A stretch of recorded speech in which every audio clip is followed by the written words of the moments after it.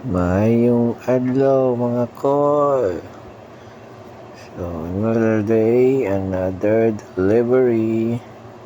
So for today's video, ay mag-deliver ta sa DMSFI.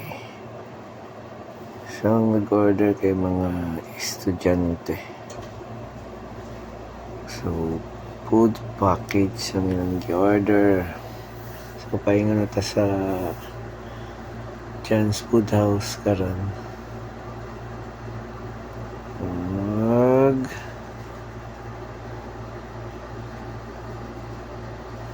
Abot na ta. Ito na nang ikarga. So paingon na ta.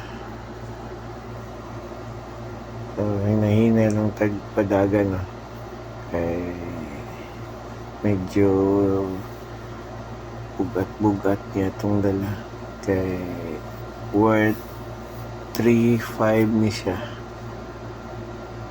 So, large tray, 6 viands, and 1 fruit.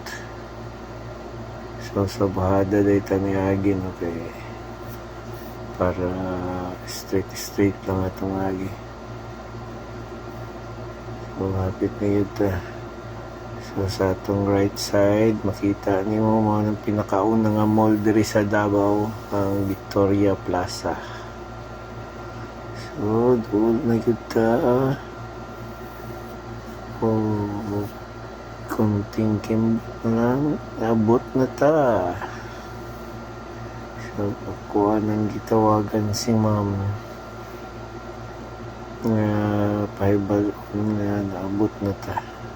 Okay, so isa ka ta ni sa second floor. Ipasulod na ko nila. So nilang classroom na dako kayo. Okay, so ano to, pagawas na ta, wala tag-deliver din sa DMSFI.